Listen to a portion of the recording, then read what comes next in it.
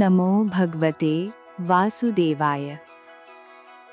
नमस्कार दोस्तों, आप सभी का हमारे चैनल में हार्दिक स्वागत है।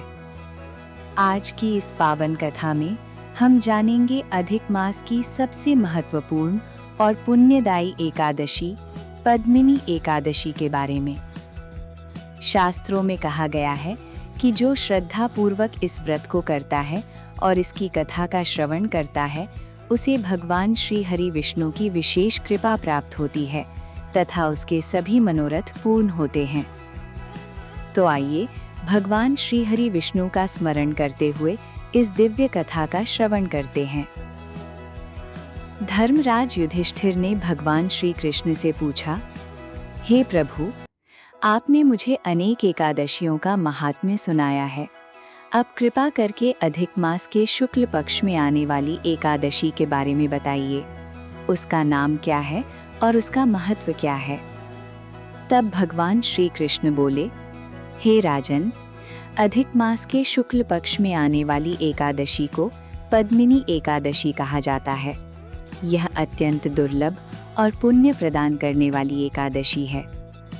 भगवान ने बताया कि सामान्यतः वर्ष में 24 एकादशियां होती हैं, लेकिन जब अधिक मास आता है तब 2 अतिरिक्त एकादशियां भी आती हैं। इनमें शुक्ल पक्ष की पद्मिनी एकादशी और कृष्ण पक्ष की परमा एकादशी विशेष रूप से फलदायी मानी गई हैं। भगवान श्री कृष्ण ने आगे कहा, जो मनुष्य श्रद्धा और नियम पूर्वक पद्मिनी एकादशी का व्रत करता है, वो महान पुण्य प्राप्त करता है और अंत में वैकुंठ धाम को प्राप्त होता है। इसके बाद भगवान श्री कृष्ण ने इस एकादशी की पावन कथा सुनाई।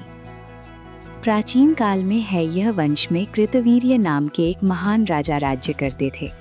उनकी राजधानी महिष्मती नगरी थी। राजा अत्यंत पराक्रमी, धर्मात्मा और प्रजावत्सल थे।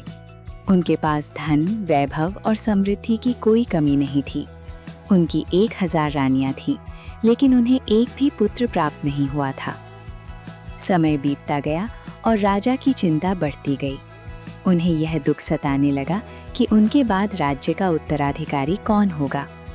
उन्होंने अनेक यज्ञ करवाए, दान दिए और विद्वान ब्राह्मणों से उपाय पूछे, लेकिन कोई लाभ नहीं हुआ। अंततः राजा ने कठोर तपस्या करने का निश्चय किया।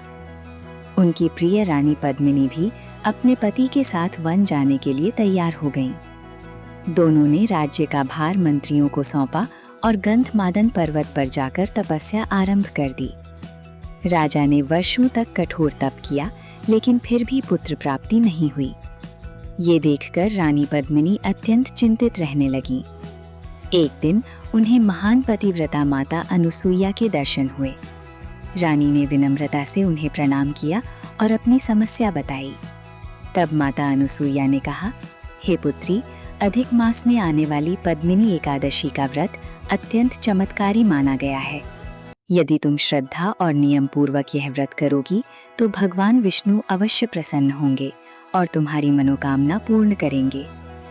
रानी पद्मिनी ने माता अनुसुईया के बताए अनुसार पद्मिनी एकादशी का व्रत किया। उन्होंने पूरे दिन उपवास रखा, भगवान विष्णु का पूजन किया और रात्रि भर जागरण करते हुए हरि नाम का कीर्तन किया। उनकी भक्ति और तपस्या से भगवान श्री हरि विष्णु अत्यंत प्रसन्न हुए।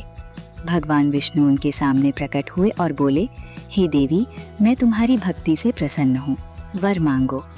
रानी पद्मिनी ने हाथ जोड़कर कहा, हे प्रभु, मुझे ऐसा पुत्र प्रदान कीजिए जो महान पराक्रमी, तेजस्वी और धर्मात्मा हो।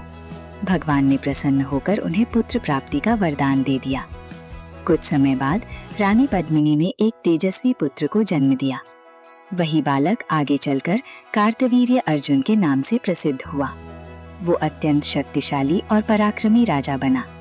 उसके समान बलवान योद्धा तीनों लोकों में कोई नहीं था। भगवान श्री कृष्ण ने कहा, हे युधिष्ठिर, पद्मिनी एकादशी के प्रभाव से ही राजा कृतवीर्य को ऐसा महान पुत्र प्राप्त हुआ था। जो मनुष्य श्रद्धा और भक्ति से पद्मिनी एकादशी का व्रत करता है तथा इसकी कथा सुनता या सुनाता है, वो समस्त पापों से मुक्त होकर भगवान विष्णु की कृपा प्राप्त करता है। इति श्री पद्मिनी एकादशी महात्म्य कथा संपूर्ण। अगर आपको ये पावन कथा पसंद आई हो तो वीडियो को लाइक करें, शेयर करें और हमारे चैनल को सब्सक्राइब जरूर करें। कमेंट में अवश्य लिखें। ओम नमो भगवते वासुदेवाय। जय श्री हरि। जय श्री विष्णु।